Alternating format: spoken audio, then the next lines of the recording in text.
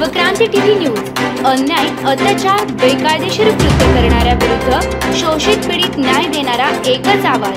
Shivkranti TV Dinbandhu news संपादक सत्यशोधक शंकरराव लिंगे 73 87 37 78 01।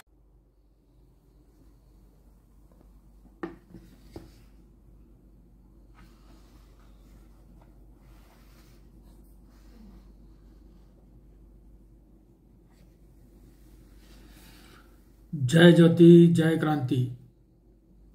नमस्कार बंधूंनो,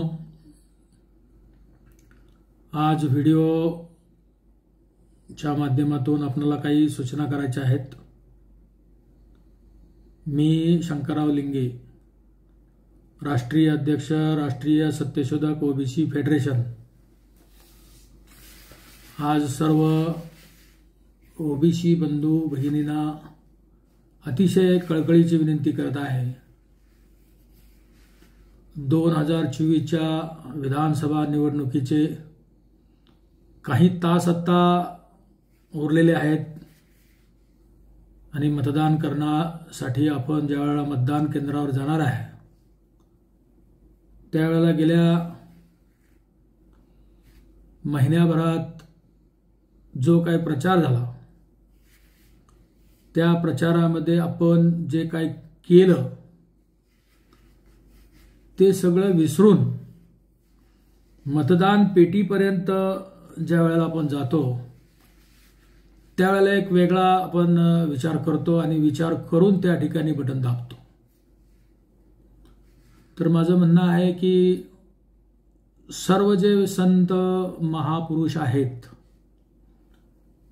संत शिरोमणी सावता महाराज असतील, सावित्रीबाई फुले असतील, महात्मा ज्योतिराव फुले असतील, डॉक्टर बाबासाहेब आंबेडकर असतील, शिवाजी महाराज असतील, शाहू महाराज असतील, अण्णाभाऊ साठे असतील, राष्ट्रसंत गाडगेबाबा असतील किंवा बिरसा मुंडा किंवा आपले संत सेवालाल,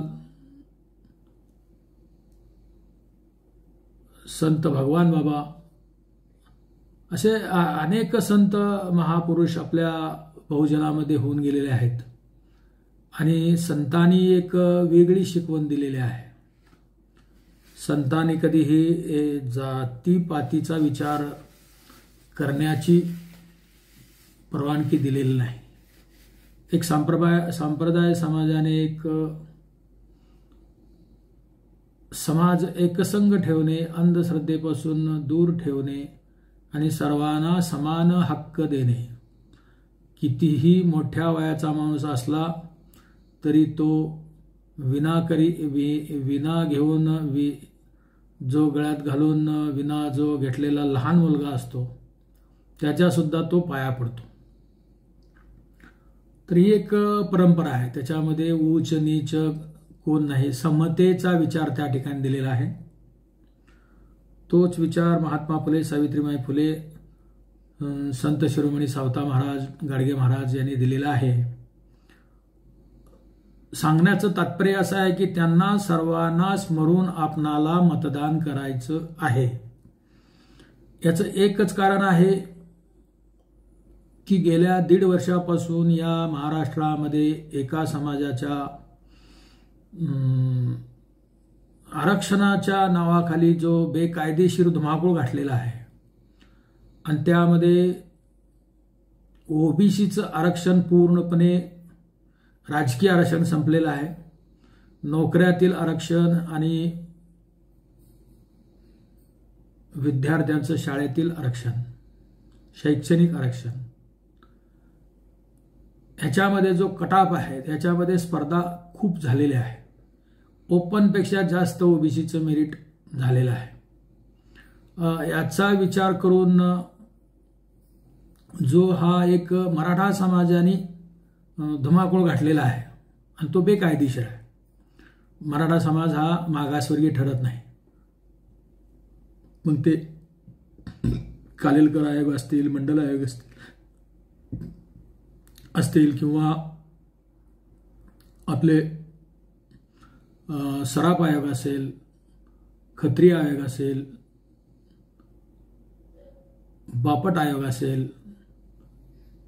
ह्या सर्व आयोगाने त्यांचे शिफारशी सगळ्या नाकारलेल्या आहेत आणि ते मागासवर्गीय ठरत नाहीत. तरी सुद्धा एक खत्री आयोगाने जो रिपोर्ट दिला होता त्या रिपोर्टमध्ये कोकण विभागामध्ये जो कुणबी मराठा समाज आहे आणि तो खरोखर कुणबी आहे आणि त्यांना आरक्षणाची गरज आहे, ओरिजिनल कुणबी आहे. आणि कुणबी हा शेतकरी शेतमजूर आहे, त्यांची स्वतःची अशी शेती नाही आहे. तो त्या कोकणातील जो 96 कुळी मराठा आहे त्यांच्या शेती कुळानी, खंडानी, बटईनी असं घेतो आणि त्यात आलेलं उत्पन्न काही निम्म्यानं, तिसरा हिस्सा, दुसरा हिस्सा, चौथा हिस्सा, पाचवा हिस्सा ह्या हिश्श्याने त्याचं वाटप होत केलं जातं किंवा काही ठराविक रक्कम देऊन ते वर्षभर भाडेपट्ट्याने घेऊन काम करतात. सर्वच आपल्या जे काही 96 कुळी मराठा समाजाचे जे पण कामं असतील, मग ते घरातील लग्न कार्याचं काम असेल किंवा कोणतंही त्यांचं काम असेल, त्यावेळेला हा समाज त्या ठिकाणी येतो, सर्व कामं करतो. मग ते लग्नातील मंडप टाकण्यापासून मंडप काढण्यापर्यंत किंवा तिथं जेवण तयार करण्यापासून जेवण वाढण्यापर्यंत, पत्रावळ्या उचलण्यापर्यंत सर्व कामे करतो. परंतु याच्या जी जेवणावळी होते ते 96 कुळी मराठ्यांची पूर्ण माणसं जेवल्याशिवाय या कुणबी मराठा समाजाला जेवण दिलं जात नाही. हे त्यांचं मागासलेपण आहे ना, म्हणून त्यांना आरक्षण दिलं पाहिजे. ते जमीनदार नाहीत, जागीरदार नाहीत, पाटीलदार नाहीत, वतनदार नाहीत, देशमुख नाहीत, हे एक शेतमजूर आहेत, त्यांना आरक्षण दिलं पाहिजे. आणि ते खत्री आयोगाने तसा रिपोर्ट दिला होता आणि त्या रिपोर्टमध्ये क्षेत्रबंधन त्या ठिकाणी टाकलं होतं आणि चुकून ज्याचं मराठा नाव लागलेलं आहे कुणबी असून सुद्धा, तर त्यांना कुणबी मराठा जे नाव लागलं होतं तर त्यांना कुणबी म्हणून सर्टिफिकेट द्यावं आणि ओबीसीमध्ये घ्यावं असा एक रिपोर्ट दिला होता 2004ला. आणि त्याचा GR जो महाराष्ट्र सरकारने ज्यावेळेला सुशीलकुमारजी शिंदे साहेब यांचं सरकार होतं त्यावेळेला GR काढला, त्या GR मध्ये कुणबी मराठा आणि मराठा कुणबी एकच आहे असा GR काढला होता. तो कुणबी मराठा आणि मराठा कुणबी एकच आहेत असं नाही, फक्त कुणबी मराठा. तर कुणबी मराठा हा एक आहे, त्यांना कुणबी म्हणून सर्टिफिकेट द्यावं. तर तो क्षेत्रबंधन फक्त कोकणापुरता होता, ते चुकून लागलेलं त्यांच्यावर अन्याय होत होता. तर त्याचाच फायदा घेऊन हे महाराष्ट्रातला सर्व मराठा समाज हा कुणबी मराठा आणि मराठा कुणबी एकच आहे असं भासवून वरचेवर त्यांनी दाखले आणलेले आहेत. आणि आता तर 57 लाख दाखले या एकनाथ शिंदे सरकारने मागच्या दाराने आपल्या ओबीसीमध्ये घुसखोरी करण्यासाठी मराठा समाजाला परवानगी दिलेली आहे. त्यासाठी जस्टिस भोसले समिती नेमलेली होती आणि त्यांच्या शिफारशीनुसार जे सर्वेक्षण झालं की जे हैदराबादला वगैरे जाऊन आले आणि निजामाच्या नोंदी त्या ठिकाणी तपासण्यात आल्या, त्या सर्व खोट्या नोंदी आहेत. या भोसले कमिटीने किंवा जे काही सर्वे झाला त्या सर्वेमध्ये खोट्या नोंदी आहेत. हाताने खोडून पेनाने हे केलेले शिंदे जी कमिटी आहे, भोसले कमिटीने एक ॲडवायझर म्हणजे सल्ला देण्याचं काम केलेलं आहे आणि शिंदे कमिटीने हा सगळा सर्वे करून नोंदी तपासून मराठा समाजाला 57 लाख दाखले देण्याची शिफारस केलेली आहे. आणि 57 लाख दाखले मिळालेत असं दावा केला जातो. तर तो हा एक आपल्यावर फार मोठा अन्याय या मराठा समाजाने केलेला आहे, दहशत माजवलेली आहे. अर्वाच्य भाषेमध्ये आपल्या नेत्यांना कमरेखालची भाषा वापरलेली आहे. त्याचबरोबर काही आपल्या पंढरपूरच्या विलास क्षीरसागर नावाच्या अपंग मुलाचा खून या संघटनेच्या लोकांनी केलेला आहे आणि त्यानं स्वतःनं फाशी घेतली असं दाखवलेलं आहे. तर हे आपल्यावर अन्याय आहे. तो अपंग मुलगा आहे, झाडावर चढत नाही, फास घेऊ शकत नाही. त्याचे फोटो आपल्याकडे व्हिडिओ उपलब्ध आहेत आणि त्याची केस ही आपण मुंबई हायकोर्टामध्ये दिलेली आहे. आणि त्याचा निकाल लवकरच लागेल आणि आपल्याला त्याचा न्याय पण मिळेल. आणि कुणबी मराठा कुणबी जो आहे तो 2007 मध्ये मार्लापल्ले जे होते आपले जस्टिस मार्लापल्ले औरंगाबाद खंडपीठाचे सरन्यायाधीश त्यांनी निकाल दिलेला आहे कुणबी मराठा कुणबी एक नाहीत. थोरात विरुद्ध महाराष्ट्र सरकार हा एक निकाल होता. त्यानंतर 2021 साली डॉक्टर ॲडव्होकेट जयश्री पाटील विरुद्ध महाराष्ट्र सरकार हा एक दावा सुप्रीम कोर्टामध्ये झालेला होता आणि सुप्रीम कोर्टामध्ये 650 पानाचा निकाल आहे. त्या निकालामध्ये स्पष्ट म्हटलेलं आहे की मराठा आणि कुणबी मराठा हे कुणबी नाहीत, यांना आरक्षण देऊ नये असा स्पष्ट निकाल दिलेला आहे. 650 पानाचा निकाल आहे आणि हे मराठा समाज हा मागासवर्गीय नाही, त्यामुळं आरक्षण देता येत नाही. दिलेलं आरक्षण जे फडणवीस सरकारनं होतं ते कोर्टात रद्द झालेलं आहे. त्या अगोदर राणे सरकारनं जे दिलं होतं ते सुद्धा रद्द झालेलं आहे. ते तर मुंबई हायकोर्टातच रद्द झालेलं आहे. अशा प्रकारे वारंवार हे मराठा समाजाचे आपल्यावर अन्याय करण्यासाठी ओबीसी समाजाला दहशतीमध्ये नावी समाजाच्या माजलगावमध्ये त्यांनी दंगा माजवला, त्यांची दुकानं फोडली. इथं आपले तुळशी तालुका माढा जिल्हा सोलापूर या ठिकाणी सुद्धा हरिकाशीद नावाच्या नाभिक समाजाच्या घरावर हल्ला केला, त्याचे गोठा जाळला, त्याचे वैरण जाळली, त्याच्या गाईला इजा पोचल्यामुळं ते गाई पळत असताना तिचा पाय मोडला आणि जवळजवळ 75,000 रुपये किमतीची गाय ही त्याला 20,000 रुपयाला विकायला लागली. म्हणजे असं एक फार मोठं लाखो रुपयाचं नुकसान यांनी या गरीब समाजावर केलेलं आहे. त्याचबरोबर ते जालना जिल्ह्यामध्ये कुंभार समाजावर हल्ला झालेला आहे. असा अनेक ठिकाणी मराठा समाजाने अन्याय केलेला आहे आणि याचं नेतृत्व बॅकबोन शरद पवार साहेब करतायत आणि रोहित पवार आणि राजेश टोपे हे त्यांना प्रत्यक्षामध्ये जाऊन रसद पुरवतात. तशी रसद ओबीसीच्या आंदोलनाला कोणी पुरवलं नाही किंवा ओबीसीच्या आंदोलनाला अंतरवाली सराटी किंवा वडी गुजरी या ठिकाणी कुणी भेट दिली आहे. हा एक आपल्यावर सर्रास अन्याय आहे आणि हे अन्याय करणारी मंडळी तिथे जाऊन त्या जरांग्याला जे पाठिंबा दिला ते जे कोण कोण आमदार आहेत खासदार आहेत त्याच्यामध्ये आपले संभाजी भोसले शाहू महाराजांच्या घराण्यातले पण आहेत. अनेक लोक आहेत की अशा लोकांना आपण वेचून त्यांना या विधानसभेमध्ये त्यांची जागा दाखवली पाहिजे आणि त्यांना आपण कसल्याही परिस्थितीत मतदान केलं नाही पाहिजे. म्हणजे महत्वाचा मुद्दा, जे जरांग्याला किंवा मराठा समाजाच्या आंदोलनामध्ये सहभागी झालेले आमदार आहेत किंवा त्यांनी राजीनामा दिले आहेत, प्रत्येक जाऊन भेटी दिले आहेत आणि सपोर्ट दिला आहे, या सर्व आमदारांना तुम्ही कोणत्याही मतदान करायचं नाही. त्याच्यानंतर जो पक्ष म्हटला तर पक्ष आहे हा शरद पवार साहेबांचा तुतारी वाजवणारा माणूस, तुतारी वाजवणारा माणसाचं जे चिन्ह आहे त्या चिन्हावर जेवढे पण मराठे आमदारला विधानसभेला जे उभे आहेत त्यांना कोणत्याही परिस्थितीत चुकून सुद्धा मतदान करू नका. कारण त्यांनी फार मोठा अन्याय आपल्या महाराष्ट्रातल्या सगळ्या ओबीसीवर केलेला आहे. पवार साहेब काय करत होते, पूर्वी पुढारी आडवे आले का पुढाऱ्यांची घरं फोडत होते. त्याच्यामध्ये मग ते बळीराम हिऱ्यांचं घर असेल, म्हणजे ते दीर विरुद्ध भाऊजाईचं लढाई होत होती.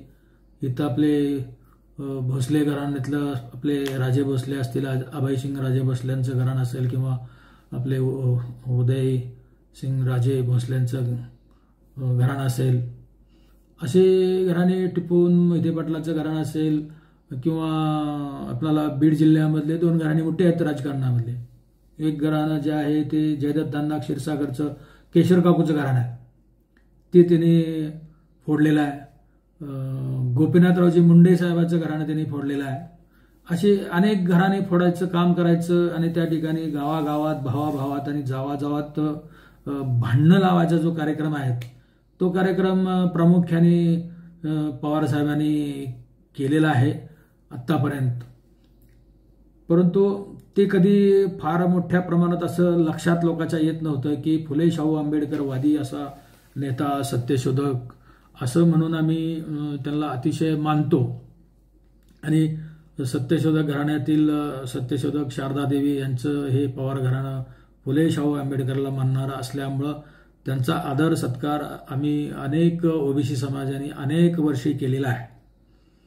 परंतु त्यांनी कधी या ओबीसी समाजाचा फार मोठ्या प्रमाणात विचार केलेला नाही. कारण एससीला आरक्षण आहे, एसटीला आरक्षण, ज्यांच्या संख्येप्रमाणे आरक्षण आहे त्याच्यामध्ये त्यांना हस्तक्षेप करता आला नाही. परंतु ओबीसीवर मात्र फार मोठा अन्याय त्यांनी अनेक वेळा केलेला आहे. हे लोन जे आहे ते अन्यायाचं लोन जे आहे ते यशवंतराव चव्हाण साहेबापासून झालेलं आहे. यशवंतराव चव्हाण एक वेळेला मुळी टाकण्यासाठी आपल्या माळीनगरला आले होते. माळीनगरचा दी सासवड माळी शुगर फॅक्टरी हा जो कारखाना आहे, माळी समाजाने ओबीसीच्या मोठा घटक माळी समाज या समाजाने सासवडमधल्या सर्व अडाणी लोकांनी एकत्र येऊन, न शिकलेल्या किंवा कमी शिकलेल्या लोकांनी एकत्र येऊन तो साखर कारखाना त्यावेळेला चालू केला. त्यावेळेला सहकार हा कायदा नव्हता आणि त्याची मुळी टाकण्यासाठी 1960ला ज्यावेळेला आपले यशवंतराव चव्हाण पहिले मुख्यमंत्री महाराष्ट्राचे, या संयुक्त महाराष्ट्राचे मुख्यमंत्री झाले भाषावार प्रांत झाल्यानंतर, तर त्यावेळेला त्यांनी मुळी टाकली. आणि मुळी टाकल्यानंतर मग माळी समाजाने शाही जेवण दिलं चांदीच्या ताटामध्ये. ते पाहून त्यांच्या एक इगो जागा झाला की इतका कमी शिकलेला अडाणी समाज एकत्र येतो आणि एक साखर कारखाना उभा करतो, एक फार मोठी क्रांती आहे. तर यासाठी आपण काय केलं पाहिजे, आपल्या समाजासाठी गुपचूप तिने प्लॅन तयार केला आणि प्लॅन तयार करून 1960ला त्यांनी सहकार कायदा आणला. आणि सहकार कायद्यामध्ये शेअर्स जे गोळा करायचे ते 10% शेअर्स गोळा करायचे आणि 15% त्याला सरकार देणार आणि 75% थक हमी देणार आणि त्यावर तो साखर कारखाना तयार होणार. असे सगळे साखर कारखाने जे आहेत ते 90%पेक्षा जास्त मराठा समाजाला दिले. त्याच परत शैक्षणिक संस्था पण दिल्या, सहकारी संस्था पण दिल्या, सहकारी बँका पण दिल्या. आणि प्रत्येक जे विरोधात होते महाराष्ट्रामध्ये काँग्रेसच्या जे विरोधात त्यावेळेला शेतकरी कामगार पक्ष मोठ्या प्रमाणात होता, तर शेतकरी कामगार पक्षातले जे आमदार मोठे मराठा समाजाचे आहेत त्यांना दिले. आणि तेव्हापासून तिथं जातीवाद चालू झालेला आहे. आणि त्यांचे हे शरद पवार साहेब आहेत ते मानसपुत्र आहेत आणि त्यांनी सुद्धा कित्ता तसाच गाजवला. ते ज्यावेळेला मुख्यमंत्री होते त्यावेळेला त्यांनी प्रत्येक तालुक्याला 2 सूतगिरण्या काढण्याचा विधानसभेमध्ये ठराव केला आणि 2 सूतगिरण्या द्यायचं ठरवलं. तर ह्या 2 सूतगिरण्या कोणाला दिल्या, तर ते 90% मराठा समाजाला दिला. म्हणजे किती मोठा जातीवाद हा पवार साहेबांनी केलेला आहे हे दिसून येत नाही. मंडल आयोग लागू केला तो पवार साहेबांनी लागू केला असं म्हटलं जातं, परंतु हा मंडल आयोग पवार साहेबांनी लागू केला नाही. हा कोर्टाचा आदेश होता. 9 जज जे होते इंद्रासानी खटल्यामध्ये त्यांनी दिलेला निकाल होता. त्या निकालाप्रमाणे नरसिंहराव यांचं सरकार होतं त्यावेळेला आणि त्याच्या अगोदर विश्वनाथ प्रताप सिंग यांनी मंडल आयोग लागू केलेला होता 7 ऑगस्ट 1990ला. आणि कोर्टाचा निकाल लागून नंतर सर्व राज्यात लावण्याचा कार्यक्रम चालू झाला. त्यावेळेला पवार साहेबांनी लावला. हा त्यांनी लावला नाही, तो आज ना उद्या लावावाच लागत होता. कायदाच झालेला होता. सर्वच देशात लागल्यानंतर इथं कसं महाराष्ट्र कसा मागा राहतो, नाही लागत. पण तो त्यातल्या जवळजवळ 40 शिफारशी ज्या केल्या होत्या मंडल आयोगाने त्यापैकी फक्त 2-3 शिफारशी फक्त लागू केलेल्या आहेत. एक शैक्षणिकमध्ये लागू केलं, एक नोकऱ्यामध्ये लागू केलं आणि एक स्थानिक स्वराज्य संस्थांमध्ये लागू केलं. म्हणजे ह्या 3 शिफारशी लागू केल्या. याच्यावर जे पदोन्नती नाही किंवा सहकार क्षेत्र नाही किंवा आमदारकी खासदारकी नाही, जातनिहाय जनगणना नाही, त्यात जनगणना करण्याची शिफारस होती. त्यासाठी स्वतंत्र आयोग, स्वतंत्र मंत्रालय, अशा अनेक जवळजवळ 40 शिफारशी आहेत. आणि त्या 40 शिफारशी आत्तापर्यंत लागू झालेल्या नाहीत. त्यातल्या 3-4 शिफारशी फक्त लागू झालेल्या आहेत. आणि त्यातलं सुद्धा इम्प्लिमेंट जे आहे ते 3 ते 4% होतं. आणि त्यातून सुद्धा हा 95 पासून मिळालेला आपल्याला म्हणजे फार उशिरा मिळालेला देश स्वतंत्र झाल्यानंतर जवळजवळ SC ST ज्यावेळेला 52 पासून मिळालं तर आपणाला 92 पासून मिळालं. म्हणजे 40 वर्ष आपणाला जवळजवळ उशिरा मिळालेलं हे आरक्षण आहे.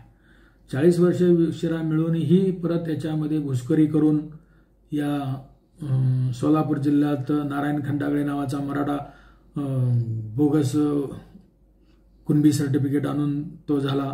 नगर जिल्ह्यामध्ये अशीच परिस्थिती आहे. आता तर खुलेआम सर्टिफिकेट मिळाल्यामुळं आपलं स्थानिक स्वराज्य संस्था हे सर्व संपल्याचा कार्यक्रम झालेला आहे.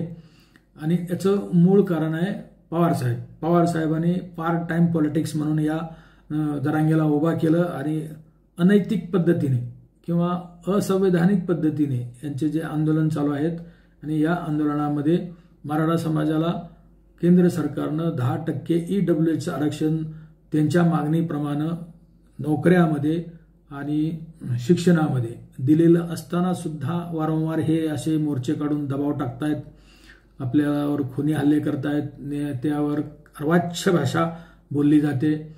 आणि ज्यांनी आरक्षणाला विरोध केला त्यांना पाडा, हा स्पष्ट आदेश या जरांगेनं दिलेला आहे.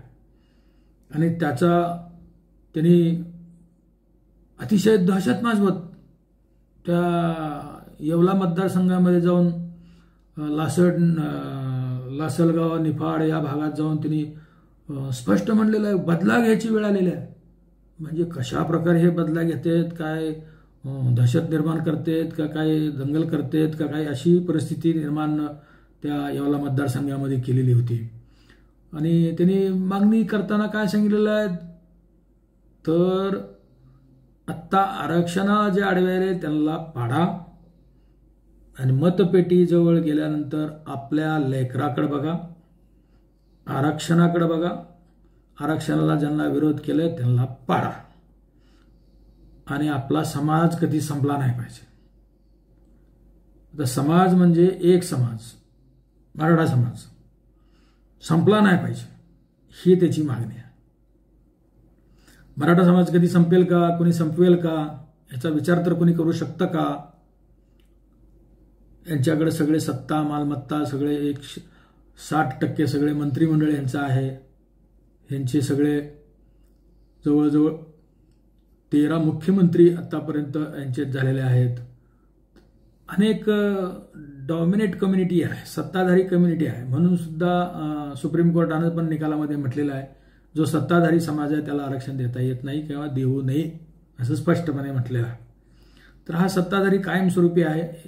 यांचे जवळजवळ 288 पैकी 160च्या आसपास आमदार असतात. परत राज्यसभेवरचे, विधान परिषदेवरचे, आता तर जवळजवळ 31 आमदार यांचे आलेले आहेत, आपलं खासदार आलेले आहेत आत्ता लोकसभेमध्ये. 31 खासदार. अतिशय दुर्दैवाची बाब आहे. 7-8च फक्त खासदार इतर समाजासाठी आहेत. निम्म्या म्हणजे 60% समाजाला 7-8 खासदार आणि 12%-13% जे समाज आहे त्याला 31. 60%च्या पुढं 65% सगळे यांची सत्ता आणि 20% तर आरक्षण आहेच. 85 म्हणजे 85% लोकांना 15% आरक्षण आहे. इतकी बेकार अवस्था आपल्या ओबीसी समाजाची झालेली आहे. जातनिहाय जनगणना करत नाहीत. हे जातनिहाय जनगणना केल्यानंतर यांची संख्या समजेल. मराठा समाजाची एकूण लोकसंख्या 1931च्या जनगणनेमध्ये 28% आहे असं म्हणतात. आणि 28% मध्ये जवळजवळ 16% हा कुणबी मराठा आहे. म्हणजे खाली 12%च राहिला. ह्या 12% मध्ये सुद्धा 8% आता बोगस सर्टिफिकेट आलेले आहेत. म्हणजे 4% राहिले. आणि 4% राहिले असताना सुद्धा यांच्यासाठी इतके सत्ताधारी असताना आपला समाज वाचला पाहिजे, आपला समाज संपला नाही पाहिजे.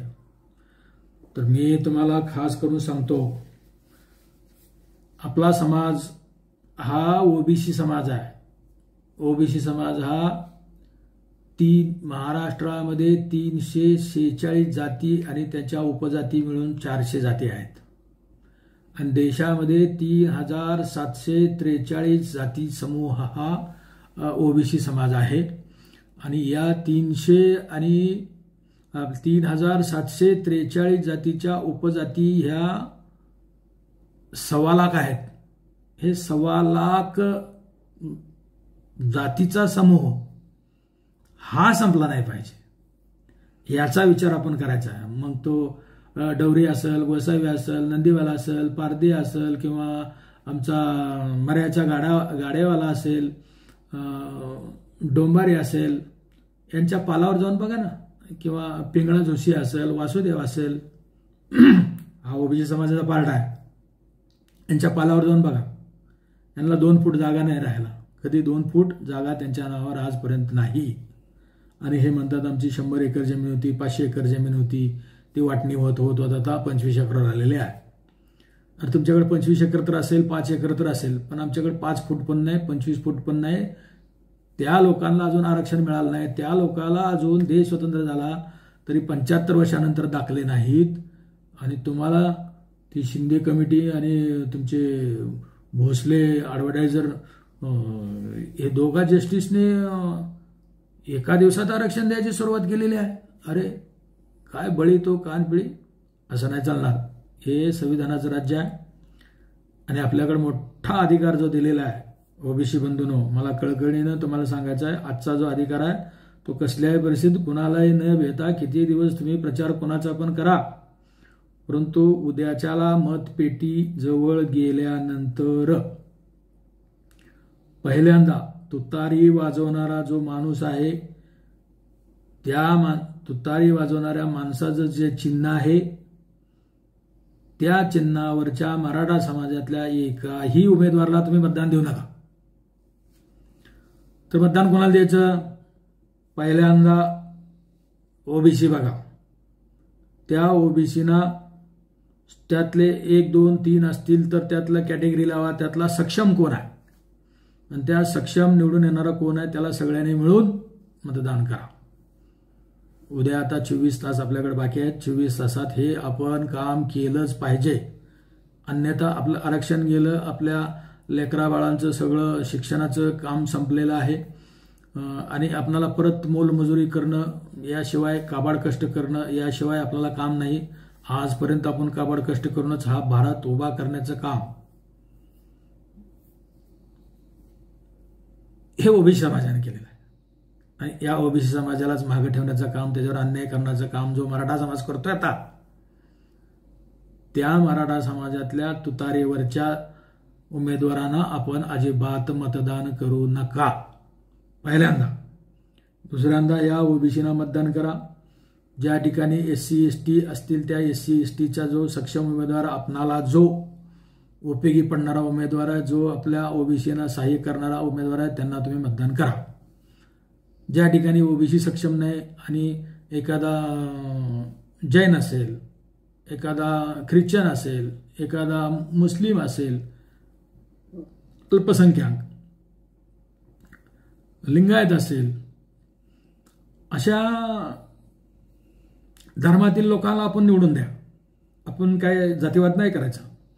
ओबीसी मधला सक्षम बघा. ओबीसी मधला सक्षम नसेल तर तुम्ही अल्पसंख्याकांमध्ये जे जात समूह आहेत आपले, त्या जात समूहामध्ये जैन आहे, मुस्लिम आहे, ख्रिश्चन आहे, शीख आहे किंवा आणखी एक दोन जमाती असतील तर त्या जमातीला सुद्धा ते अग्रवाल जैन असतील यांना सुद्धा आपण निवडून द्या. कारण जैन हा तर आपला पार्टच आहे, तुम्हाला खरं सांगतो. म्हणजे जैन हा लच्छवी गणातले महावीर आहेत आणि बुद्ध जे आहेत ते शाक्य गणातले आहेत. आणि त्यावेळेला गण होते, त्यावेळेला जाती नव्हते. 4-5 जे काही गण होते त्या गणामध्ये लग्न व्हायची. आता कसं जातीमध्ये लग्न होतात तसे गणामध्ये लग्न होतात तिथं. म्हणजे गोत्र नव्हते त्यावेळेला गण होते आणि त्या गणामध्ये ज्यावेळेला लग्न होते तर लच्छवी गणाचे महावीर होते आणि शाक्य गणाचे गौतम बुद्ध होते आणि शाक्य आणि लच्छवी यांची लग्न होत होते. तुम्ही इतिहास काढून बघा. हे दोन्हीही समाज आपणाला पूज्य आहेत. म्हणजे बौद्ध असेल किंवा जैन असेल तर या आणि बुद्ध हा जो संस्थापक आहे तो शाक्य आहे आणि तो शाक्य ओबीसी आहे. आपण अनेक ठिकाणी म्हणतात ते चंद्रगुप्त मौर्य वगैरे जे आहेत त्यांचे, कुणी धनगर समाज म्हणतो चंद्रगुप्त मौर्य आमचा आहे, आपला नाभिक समाज म्हणतो चंद्रगुप्त मौर्य आमचा आहे, माळी समाज म्हणतो चंद्रगुप्त मौर्य आमचा आहे. त्यावेळेला जाती नव्हत्या ना, आपण सगळे एकच होतो. त्यामुळं हे सगळे आपले आहेत.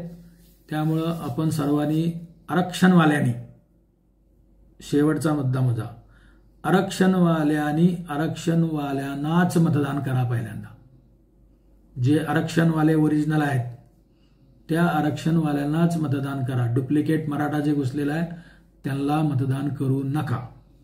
आरक्षणवाल्याला मतदान करा आणि आपला उद्धार आपणच करा. अन्यथा आपलं सर्व आता संपलेलं आहे. याला जबाबदार आपण असू. आता आपल्याकडे जे महत्त्वाचा मुद्दा तुम्हाला जर सांगायचं म्हटलं तर पवार साहेब घरं फोडत होते. ही जे काय घरं फोडली, पण जी आता जी पवार घराण्यातली जी खिळी बघा. एका घराण्यामध्ये आपण समजू शकतो ना, एक खासदार झाला, मुख्यमंत्री झाले, त्यांच्यात उपमुख्यमंत्री झाले. एका घरात 3 खासदार आणि आता आमदारकीला सुद्धा 3 उमेदवार आणि त्यांचे नातेवाईक कोण कोण आहेत त्याची जर लिस्ट काढली तर 5-50 होईल. तर ही परिस्थिती बदलण्यासाठी हे पवार घराणं आता पुरोगामी राहिलेलं नाही, हे लक्षात ठेवा. पहिल्यांदा तुम्ही कसल्याही परिस्थितीमध्ये अहो, तर रोहित पवार जो आहे ना तो नगरमध्ये गेला आणि अहमदनगरमध्ये त्या कर्जत जामखेड मतदारसंघामध्ये लढतो. आता बघा, बारामती पुणे जिल्हा सोडला, नगर जिल्हा.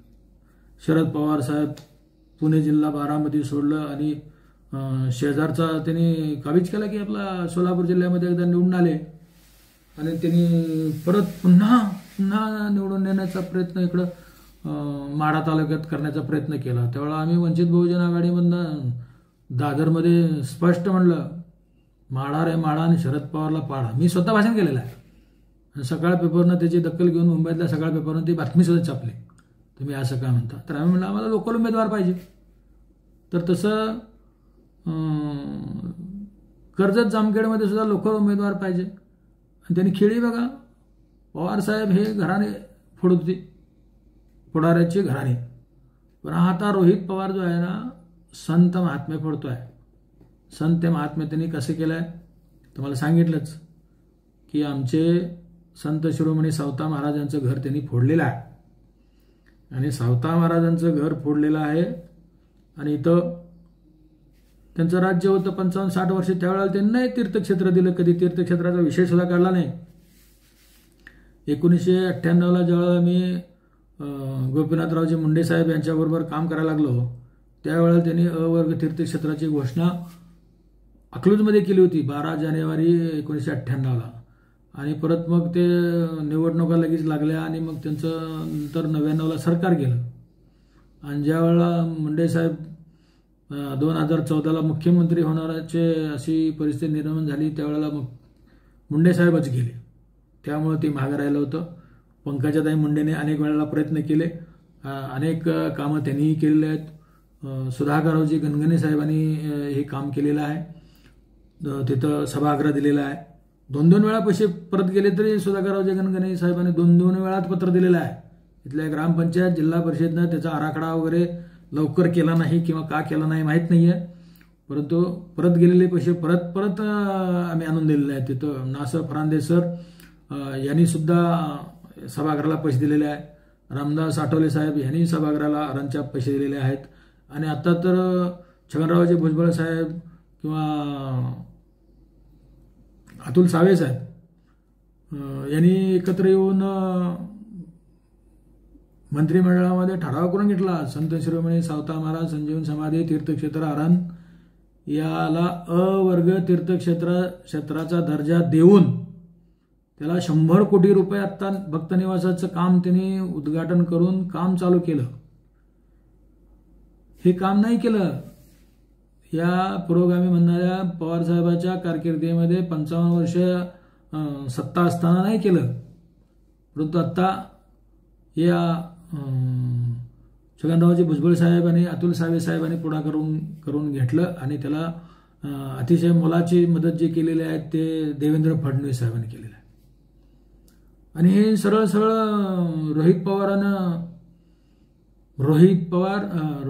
रोहित आणि काय मतदारांचं हित, बरं कसलं हित आहे.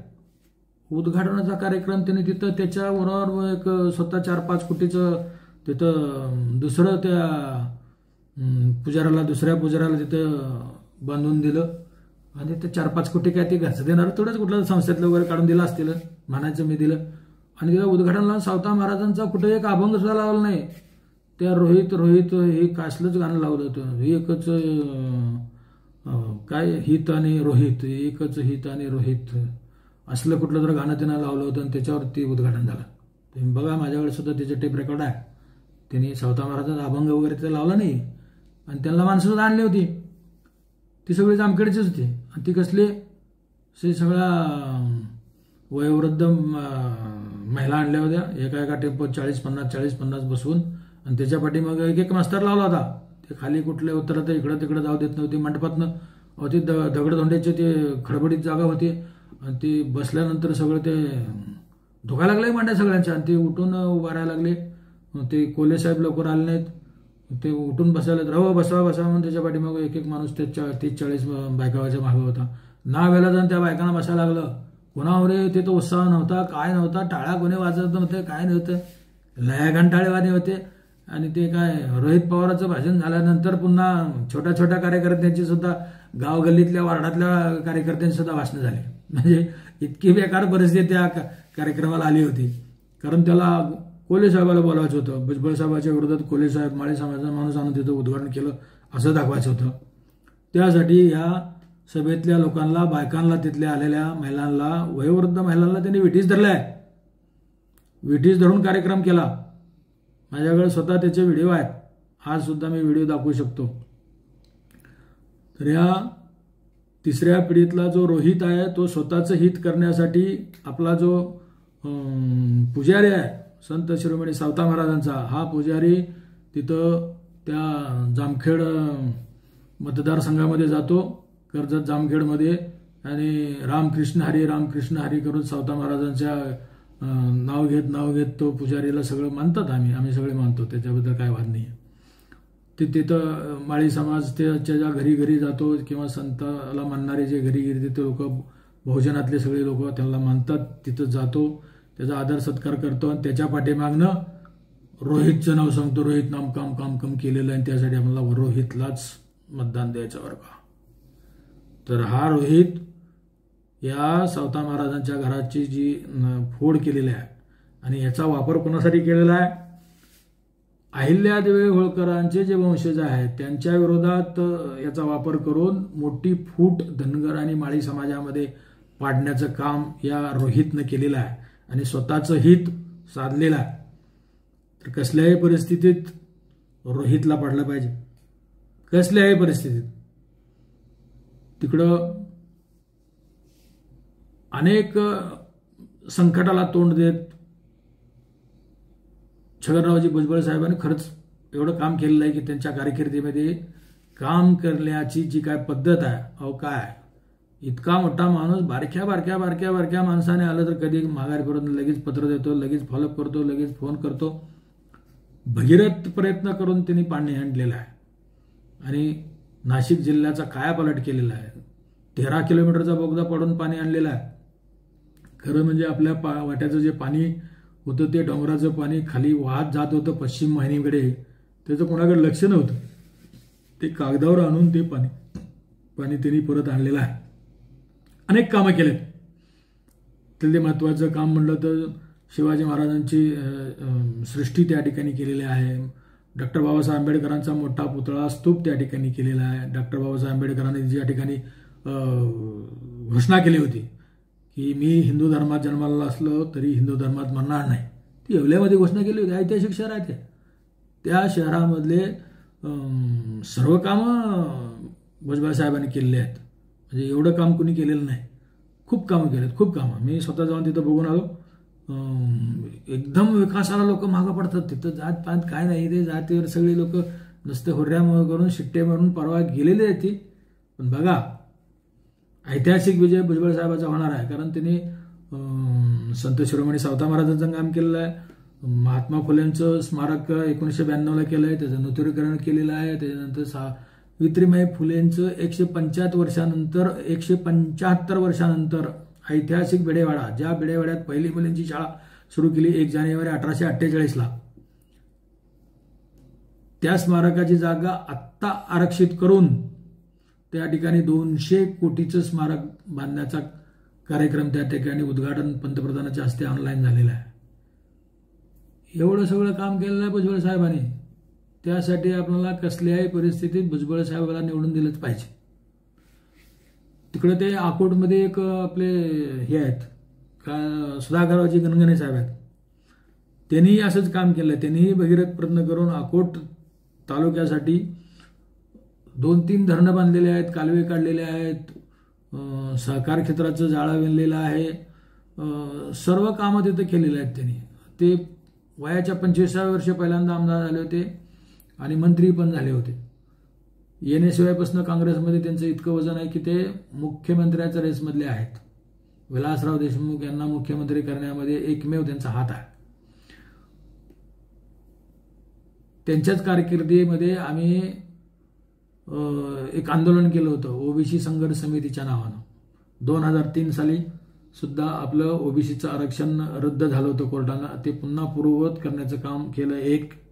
आणि दुसरं काम जे आहे ती आपणाला 2003 म्हणजे जवळजवळ 50 वर्षानंतर आपल्या विद्यार्थ्यांना स्कॉलरशिप चालू झाली.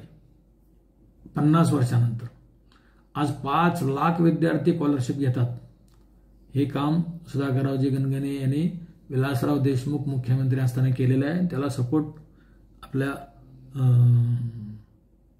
भुजबळ साहेबांनी केलेलं आहे. भुजबळ साहेब त्यावेळेला होते. असे अनेक कामं जे केलेले आहेत त्यांना निवडून देणं आपलं कर्तव्य आहे. आपल्या आपल्या भागामध्ये कुणी कामं केलेली आहेत बघा. हे तर तुम्हाला छगनराव भुजबळ साहेबांनी तर खूप कामं केलं आहे. त्यांची लिस्ट वाचायला मला वेळ मिळणार नाही.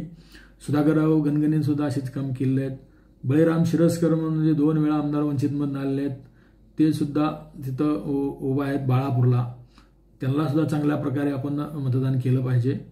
अतुल सावे मध्यमधनं उभे आहेत. त्यांनी सुद्धा संत शिरोमणी सावता महाराजांचे काम ऐतिहासिक काम केलेलं आहे.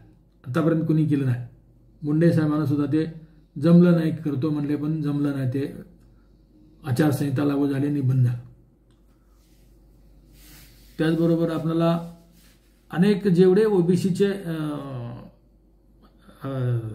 माजी आमदार आहेत, त्याच्या आजी आमदार आहेत, त्याच्यामध्ये त्या मान खटावचे आपले जे जयकुमार गोरे आहेत, डॅशिंग एक आमदार आहे, त्यालाही आपण निवडून दिलं पाहिजे. ते 3 वेळा निवडून आले आहेत. ही 4थी टर्म आहे त्यांची. आणि ते इतकं बलाढ्य मराठा समाजाच्या त्या बालेकिल्ल्यातनं निवडून येतात. म्हणजे डॅशिंग माणूस आहे तो. तर त्याला आपण ओबीसीने सगळ्या निवडून दिलं पाहिजे. तर असे अनेक मतदारसंघ आहेत. त्या ठिकाणी आपले विदर्भामध्ये आहेत, वरुड आणि मुशी आहे, त्या ठिकाणी आपले यावलकर उभे आहेत, त्यांनाही आपण निवडून दिलं पाहिजे. यावलकर एक मोठी उद्योगपतीची फॅमिली आहे आणि समाजकार्य त्यांचं भरपूर आहे. समाजकार्यामध्ये त्या फॅमिलीचा चांगला म्हणजे अनुभव आहे मला, तर त्यांनाही निवडून दिलं पाहिजे. अशा अनेक ठिकाणी आता इथं आपला सोलापूरचा इंदापूर तालुका घेतला तर त्या ठिकाणी भरणे मामा उभे आहेत. एक छोट्याशा घराण्यातला शेतकरी कुटुंबातला माणूस आहे. अनेक आडेवेडी घेणारे लोक आहेत, परंतु आत्तापर्यंत शरद पवारला ते चांगले, पवार साहेबांना ते चांगले वाटत होते, पण आत्ता चांगले वाटत नाहीत. याचं कारण काय असावं? त्यांच्याबरोबर गेलं नाही, त्यांचं ऐकलं नाही. सगळंच त्यांचं ऐकावं असं काय का? स्वतंत्र आहे का ना आम्हाला काय? तर भरणे मामाला सुद्धा आपण निवडून दिलं पाहिजे. त्याचबरोबर आपल्याला अतिशय महत्त्वाचं म्हणजे आपला सोलापूर जिल्हा आहे, नारायण पाटील धनगर समाजाचे आहेत, त्यांना निवडून दिलं पाहिजे. त्यानंतर इथं एक आपले सोलापूर शहरामध्ये आता मराठा समाजात सुद्धा एक चांगलं हे आहे, ते माढा तालुक्यामध्ये आपले धनाजी दादा साठे यांची सून जे आहे ते चांगले पुरोगामी आहेत. त्यांना सुद्धा माढ्यामधून चांगल्या प्रकारे मतदान करावं, कारण ते आपल्या उपयोगाचे आहेत. आमच्या सर्व सामुदायिक विवाहाला त्यांनी मला प्रोटेक्शन दिलं होतं आणि सर्व सामुदायिक विवाह चांगल्या प्रकारे पार पाडण्यासाठी त्यांनी अतिशय चांगली मोलाची ही मदत केलेली होती. हा एक धनाजी साठे याची घराण जे आहे ते चांगलं पुरोगामी आहे. विलासराव देशमुख यांचे जे परममित्र आहेत. आणि दुसरं सांगायचं म्हणलं तर आपल्याला शहरामधून चेतन नरोटे आहेत आणि उत्तरमधून आपले महेश कोटे आहेत आणि दक्षिणमधून शेखर बंगाळे म्हणून धनगर समाजाचा डॅशिंग उमेदवार आहे. या डॅशिंग उमेदवारानं धनगर समाजाच्या मागण्यासाठी सोलापूरमध्ये ज्यावेळेला सोलापूरचे पालकमंत्री राधाकृष्ण विखे पाटील होते, ह्या राधाकृष्ण विखे पाटील यांना रेस्ट हाऊसवर काय म्हणतात त्याला भंडारा उधळून त्याचे हे केले होते, म्हणजे धुरळा केला होता. भंडाऱ्याचा धुरळा त्याच्या अंगावर केलेला होता. म्हणजे एक ऐतिहासिक वेगळं वेपन त्यांनी त्या ठिकाणी वापरलं होतं. हा एक डॅशिंग अतिशय तरुण, अजून तो शिकतोय, मला वाटतं MSW काहीतरी करतोय, तर तो एक धाडसी उमेदवार आहे. यांना निवडून दिलं पाहिजे. कोटे तात्यांचे तर आपल्याला अतिशय चांगली मदत ओबीसी समाजाला झालेले आहेत आणि तेलुगू समाजाचे सर्व लोक त्यांना पाठिंबा दिलेले आहेत. तर हे 3 उमेदवार शहराशी निगडीत आहेत. त्याच्यानंतर महत्त्वाचा जो उमेदवार आहे तो सांगोला शहराचे उमेदवार. सांगोला शहरामध्ये ज्या उमेदवाराची 5 कोटीची गाडी सापडलेली आहे, अशा 5 गाड्या होत्या, त्यापैकी 1 गाडी सापडलेली आहे, म्हणजे 20 कोटी त्याच्यापैकी पैसे आहेत. तो काय तो खोकेवाला शहाजी भोसले नाव आहे त्याचे, शहाजी भोसले, शहाजी राजाराम भोसले, ते शहाजी पाटील इथं उभा आहे. आणि ते 1999ला पण असंच त्याला पकडलं होतं. त्यावेळेला तो जेलमध्ये होता, जेलमध्ये येऊन फॉर्म भरला होता. ते हातात हातकड्या आणि पायात पण बेड्या काढण्या लावून त्याला आणलेला होता. ते आता ते स्वतः त्यामुळे गेला नव्हता, पण त्याच्या भावाचा मुलगा होता. काय डोंगर काय झाडी जे लावलेलं जे टेप रेकॉर्ड होतं ते ठरवून केलेला जो रेकॉर्डिंग होतं, त्याचे प्रमोटर जे होते ते आपले माजी नगराध्यक्ष रफिक नदाब, ते सुद्धा त्या गाडीत होते आणि त्याच्यात पाहुण्याची गाडी होती. तर काय ते कुठं काय झालं, काय पंचनामा सरकारमध्ये असल्यामुळं काय झालं त्याचं काय कळलं नाही. तो एक उभा आहे. आणि दीपक आबा साळुंखे पाटील, हे साळुंखे पाटील नेहमी पवार साहेबाबरोबर असतात आणि गणपतराव देशमुख यांच्या शेतकरी कामगार पक्षाबरोबर असतात. त्यांच्या आडून त्यांनी साखर कारखाना अमकं तमकं सरळ बरंच काय जिल्हा परिषद सदस्य किंवा आमदारकी असं सगळं मिळवलेलं आहे, तरीसुद्धा आता ते विरोधात उभं आहे. असल्या काय हरकत नाही. दीपक आबाचे साळुंके पाटील ज्यावेळेला 1972 71 निवडून आले होते, त्याच्यानंतर ते वारले साधारण 73च्या आसपास. तर तेव्हापासून ते उभं राहायचं म्हणजे ते, पण ते कधीच उभं राहत नव्हते. पण त्यांचं एक स्वप्न पूर्ण झालं की ते विधानसभेला उभं राहिले आहे. हे त्यांचं मी अभिनंदन करतो की ते उभं राहिले यावेळेला, म्हणजे उभं राहायला शिकले. चांगल्या प्रकारे ते शहाजीबापूंची मतं खाणार आहे. आणि मोठ्या फरकानं गणपतराव देशमुखाचे जे नातू आहेत आबासाहेब देशमुख हे निवडून येणार आहेत. तरीसुद्धा आपण गाफील राहायचं नाही. सर्व SC ST NT OBC आरक्षणवाल्याने आरक्षणाला मतदान करायचं. आपल्याला काय जातीवाद करायचं नाही, परंतु आरक्षणवाल्यांना मतदान करायचं आहे. त्याच्यामध्ये सक्षम उमेदवार जो आहे तो आपला बाबासाहेब देशमुख आहे. आणि बाबासाहेब देशमुखांना प्रचंड बहुमताने निवडून दिलं पाहिजे. आणि तो निवडून येणार म्हणजे येणार, त्यात काय मला काय शंका वाटत नाही. बाकी मग कुठल्या मतदारसंघामध्ये कोण उभा आहे त्याचा काय आतापता व्यवस्थित लागत नाही. परंतु मी तुम्हाला निश्चितपणे सांगितलंय, तुतारीवर उभा राहिलेल्या मराठ्याला मतदान करायचं नाही. बाकी मग तुम्ही पर्यायी उमेदवार शोधा, म्हणजे अल्पसंख्याक वगैरे जे असतील त्यातले उमेदवाराला मतदान करा. आणि तिसरा जो आहे तो एकनाथ शिंदे साहेबाचा धनुष्यबाण. या धनुष्यबाणाला सुद्धा, धनुष्यबाण घेऊन जे मराठा उभे आहेत त्या मराठ्यांना सुद्धा मतदान करायचं नाही. मग बाकीच्या पक्षातनं जर पुरोगामी असतील आणि आपल्याला जर काय मदत करत असतील तर त्याचा वेगळा विचार तिथं पर्याय नसेल तरच, नाहीतर अन्यथा ओनली ओबीसी, जो ओबीसी की बात करेगा वही राज करेगा. एवढंच मी आजच्या वेळेला सांगतोय. महत्वाचं म्हणजे आमच्या संत शिरोमणी सावता महाराजांचे घर फोडलेलं आहे. ते संत शिरोमणी सावता महाराजांनी या रोहित पवाराला नाही कधीच आशीर्वाद देऊ नये. कारण आमच्या पुरोगामी संताचं वाटोळं त्यांनी त्या घराण्याचं केलेलं आहे. आणि घरफोडीचं कार्यक्रम त्यांनी स्वतः पहिल्यांदा चालू केल्यामुळं आता अनेक त्याला फाटे फुटलेत आणि फाटे फुटतील. याचं मूळ जे आहे ते रोहित पवार आहे.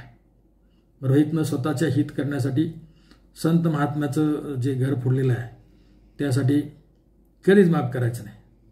मुख्यमंत्र्याचा छगनराव भुजबळ साहेबाचा कार्यक्रम होता, त्याच्या शेजारी 200 मीटरवर त्यांनी रोहित पवारांचे सगळे ते बॅनर लावले होते.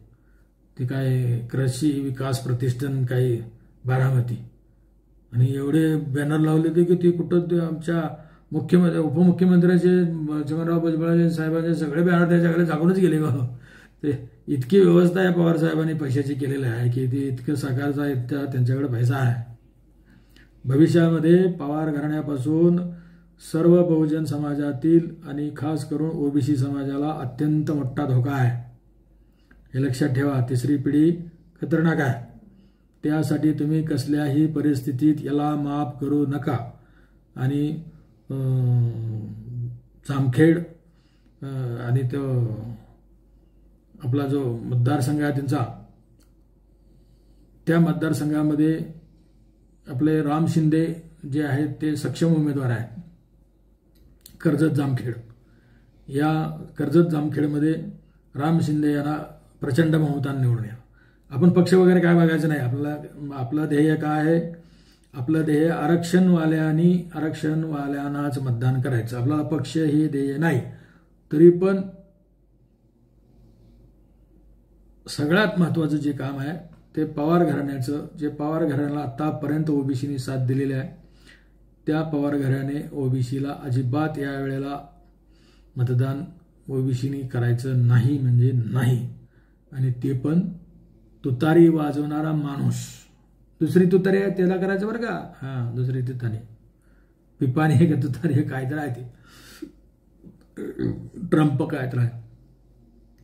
तर सगळ्यात महत्वाचं मी तुम्हाला आता शेवटी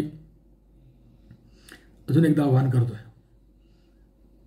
आणि डॉक्टर बाबासाहेब आंबेडकर, महात्मा ज्योतिराव फुले, संत शिरोमणी सावता महाराज, संत रोहिदास महाराज, संत कबीर, संत तुकाराम महाराज, जाणता राजा छत्रपती शिवाजी महाराज, संत शेवालाल असतील,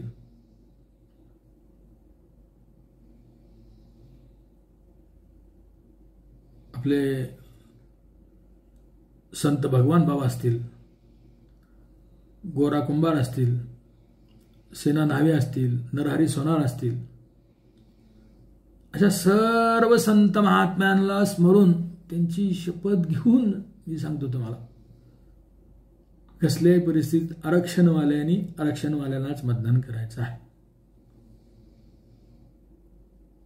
अजून तुम्हाला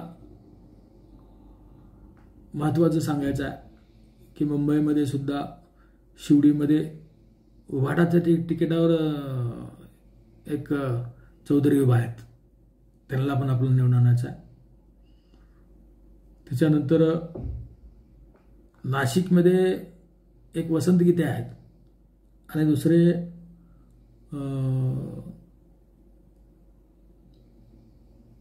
फरांदे आहेत. तर हे दोन्ही ओबीसीच असल्यामुळं तिथं अजून वंजारी पण आहेत. तर ह्यातले सक्षम कोण आहे, आपल्याला कोण साथ देत आहे ते बघून वसंतराव गीते किंवा फरांदेताई या दोघांपैकी आपण तुमच्यावर हे ठेवतो सीट, कारण हे सद्विवेक बुद्धीचा भाग आहे. त्याच ठिकाणी बाळापूरमध्ये सुद्धा जे आपले उमेदवार जे आहेत, बळीराम शिरस्कर हे 2 वेळा आमदार झालेले, 1 वेळा जिल्हा परिषद अध्यक्ष झालेले आहेत, त्याच्या अगोदर जिल्हा परिषद सदस्य होते. म्हणजे अतिशय कष्टाळू आणि शेतकरी समाजातला शेतकऱ्याचा मुलगा आहे. अतिशय कष्टाने त्यांनी कामाचा माणूस आहे. तिथंही एक कोणतरी माळी समाजाचा दुसरा तिथं उभा केलेला आहे, परंतु त्याचा विचार न करता फक्त आपण बळीराम शिरस्कर साहेबांचा विचार करावा, कारण ते निवडून येणार आहेत. जे निवडून येणार आहेत त्यांनाच आपण निवडून नाही दिलं तर मग आपण फारच मागे राहू, तर आपल्यासारखा दुसरं कोणीच नसेल. तर अशा प्रकारे मी तुम्हाला संपूर्ण धुळे जिल्ह्यामध्ये पण कोणीतरी बरेच उभे आहेत, त्यांना पण निवडून द्यावं. त्या काय म्हणतात त्याला, नाशिक जिल्ह्यामध्ये आपले छगनरावजी भुजबळ साहेब आहेत, त्याच्याचबरोबर समीर भुजबळ आहेत. तर समीर भुजबळांना सुद्धा आपण कसल्याही परिस्थितीत निवडून आणायचं नाही, ती प्रतिष्ठेची निवडणूक आहे. समीर भुजबळ सुद्धा वातावरण चांगलं निर्माण केलेलं आहे, प्रतिष्ठेची निवडणूक त्या ठिकाणी आहे. आणि आपल्या श्रीगोंदा तालुक्यात सुद्धा तिथं 2 उमेदवार आहेत. तर त्या 2 उमेदवाराचा आपण कोणत्या उमेदवाराची ताकद चांगली आहे ते बघून त्या ठिकाणी आपण निर्णय घ्यावा. पुण्यातूनही मला वाटतं मंगेश ससाणे उभे होते, आणखी चळवळीतले नेते बरेच ठिकाणी उभे आहेत. तर अशा चळवळीतल्या नेत्यांना आपण साथ दिली पाहिजे.